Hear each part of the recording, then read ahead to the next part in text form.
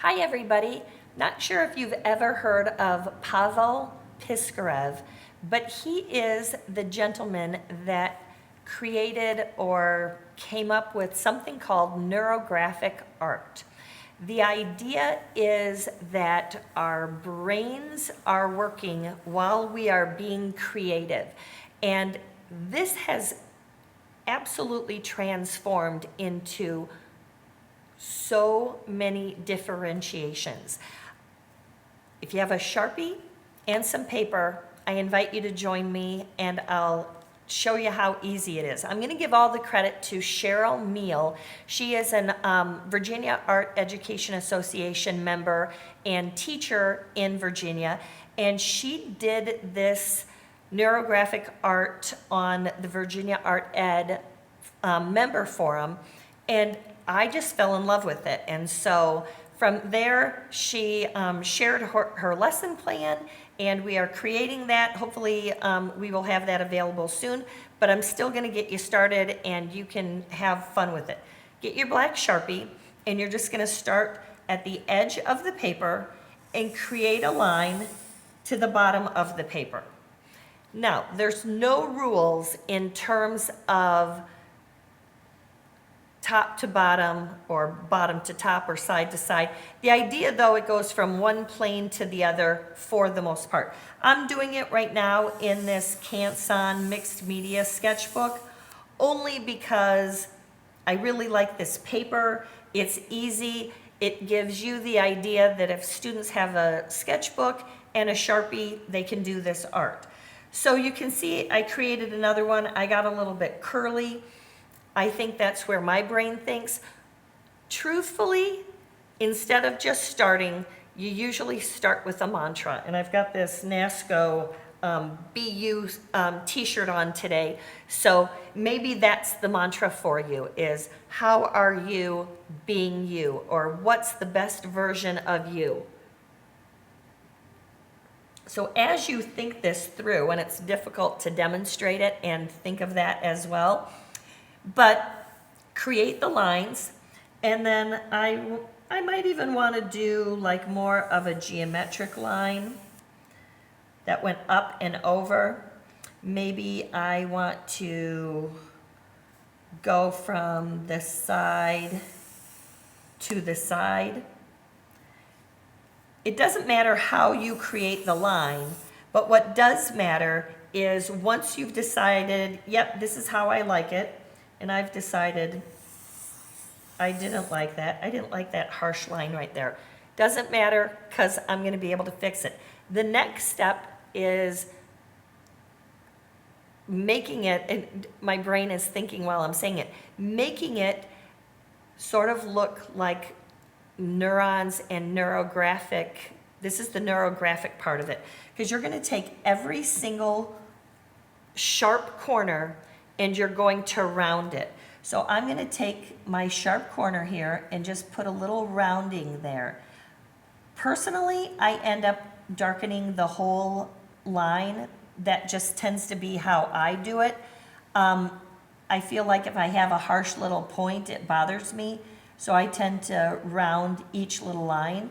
But every time I come across one of those corners, I need to continue to round it.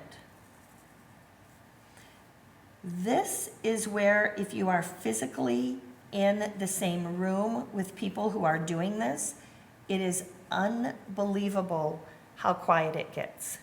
People just get right down and dirty and right in there. And plus, if they really are thinking of that mantra, it really does keep their minds occupied and their hands moving.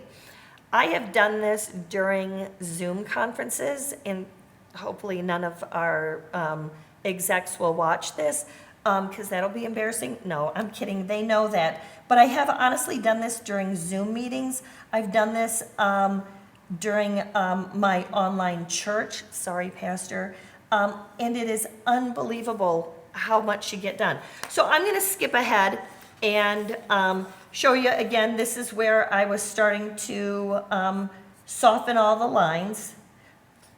I skipped a part, and luckily I did, thank goodness for this page because I would have skipped this. Once you have created some lines, you can soften all the lines, or you can go in and add some shapes. So I added a triangle here, a square here, a circle here, sort of an organic shape here, another organic shape here. But again, that will cause you to need to go through and curve all the lines of everything that I added in. So this time I added it before I was curving. Here I started to curve, and then if I add the lines, every time you make a mark, if it causes a corner, you soften the corner, you round the corner. So here you can see where that has started to happen. And if you've noticed that the lines got thicker, that's a personal preference. Some people like to actually use the ultrafine point so that when they thicken the lines, it doesn't get so thick. Some people don't thicken them like that at all. Like I said, I'm a little bit weird that way. So here now you can see where all of the lines have been softened. They've been thickened up a little bit.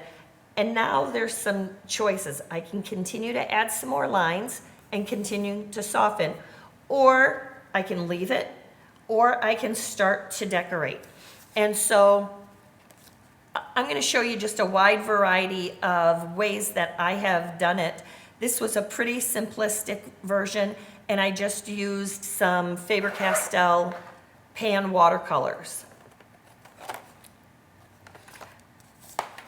Here's another watercolor technique that I used, where I did the lines a little bit darker. I played with a little bit of color, but you can see that there's just tons of variety there.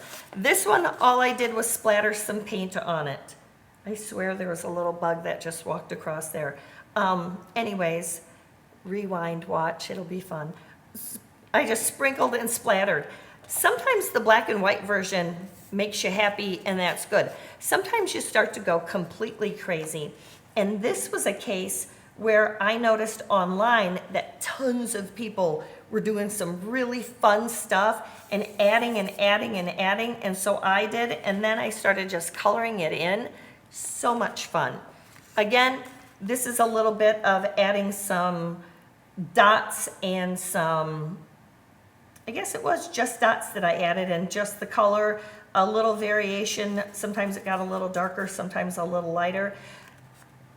The fun part is you can just keep doing it and doing it and doing it, and then it builds on ideas, and you're like, oh, I really like the way that looks. There are some people that have done something like a free form where they've created it, and then they decided that they will just put some free form in there.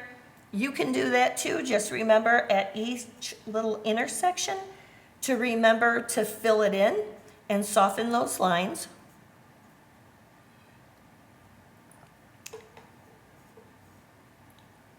You can also have students look in at what they're doing, and maybe they can visualize something or add actual drawing to it.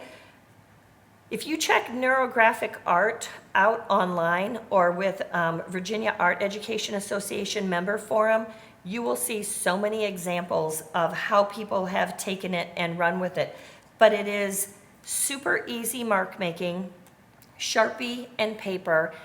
Anybody can do it, and it is a great way to get your students being creative. Have fun, have a great rest of the conference, and thank you so much.